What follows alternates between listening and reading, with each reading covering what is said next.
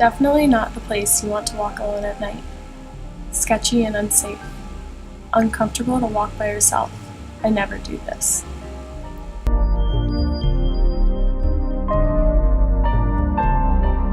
I would recommend taking tracks over walking home alone. I never had any problems walking home alone, but sometimes I freak myself out. It's not the best idea to walk around at night by yourself, but I've done it countless times. I've never felt unsafe, yet still wouldn't walk alone at night. Lack of community heavily revolves around Greek parties. Frat parties every day. You have to be responsible and manage your time.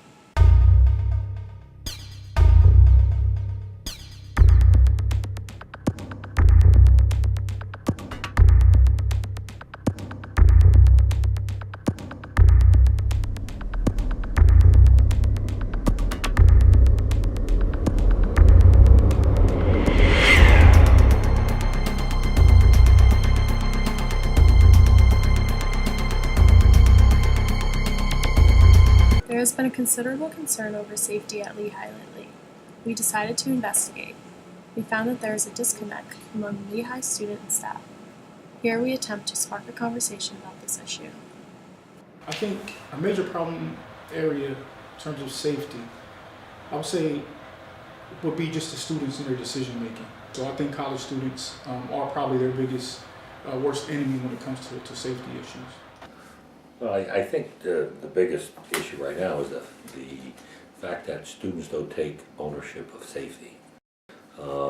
Safety is a partnership between students, faculty, and staff. Our officers can drive around at 11 o'clock, 12 o'clock, and at 1 o'clock in the morning, and students will be walking around, texting, instead of looking at their environment, looking at who's walking behind them, who they're walking across from, who's in the area. Instead of looking at the surroundings, they don't even look at it when they're crossing the road. If we have blue lights and we hope people read manuals to use them, or we hope people recognize what the track system is, we hope people realize, if people aren't taking their own initiative to do that, then that's a challenge.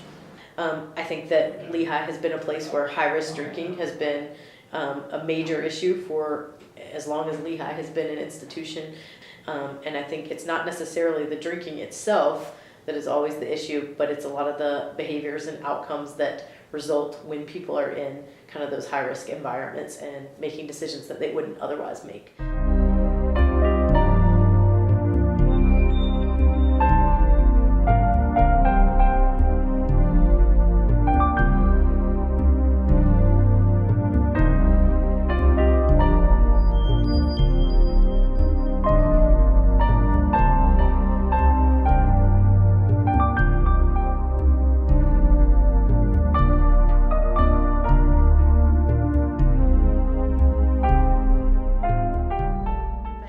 The only effect I saw is that a lot more people were being cited on the street, and I mean, I guess it is in a way for their safety because it's taking care of them, but really when a student is cited, they pretty much are just given the piece of paper and have to walk home alone regardless. It's not like they're too drunk that they have to be sent to the hospital every time, so I don't know how that's directly making them safe. I think sometimes when parties do get broken up and the goal is to not have these huge parties off campus, it leaves students wandering around off campus at night, and they might not always be on the best streets or in the best areas, and that's when problems might occur with people in the Bethlehem community or other students.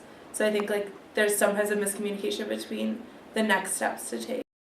I think that the students have the idea that the LUPD is not out to protect them as much as they are out to bust them, and I think that they've become this overbearing, group on campus that the students don't respect because they think they're just out to bust them rather than protect them. So if we improve the relationship between the LUPD and the students would be more willing to cooperate or work together to create a more safe environment on and off campus. Kind of if there was more of a positive outlook on the LUPD rather than a negative outlook, might help us work together better. And we were talking earlier too about we want to see in the future more of a positive relationship between the police and the students. I know generally, there seems to be, especially in the off-campus environment, a more negative view of the police and like not wanting to go to them for help in a dangerous situation for fear of repercussions on them, whether they've been intoxicated or whatnot. And ultimately, you know, the police are there for our protection and for our safety, and I think that more clarity between that and, you know, promoting a positive relationship would be beneficial. That is a concern. We do have joint patrols off campus. You know, there are patrols that we started community policing several years ago, so with a big initiative on covering our off-campus students as well as our on-campus students. So the university supported my initiative to expand the department a little bit to cover that. So we do patrol the 3-block area off campus. But it's taking some safety measures on your own. We can't do it by ourselves. But I haven't seen a change in student behavior. Right? That's what I haven't noticed a change in. I noticed a change in a lot of things that Chief Shook has done, the safety bulletins that go out, the recommendations, the courses all for self-defense and things like that, but I haven't seen a change in student behaviors across the board.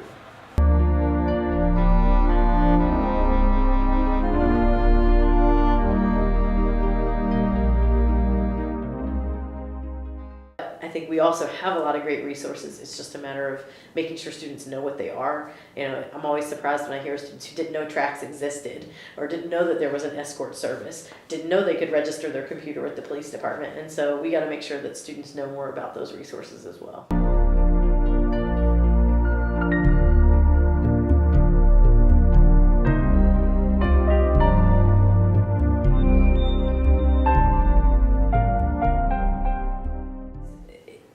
It really has to look like a partnership for us to really improve the health and safety on campus for students and off campus for students. You know, sitting back and pointing the blame, well, they make the policies too strict. Well, you know, they shouldn't arrest us so much. They shouldn't drink so much. You know, I think everybody can play that blame game, but in my opinion, that really doesn't help us solve the problem at all. But we have incredibly bright students and staff and administration who are familiar with a lot of other schools, have seen lots of models that work out there and have a lot of ideas. So it's really going to be a matter of everyone kind of being able to come to the table and think about the issues kind of in a reasonable way, but one that is, you know, forward thinking and not just based in kind of not taking responsibility for the things that we can control.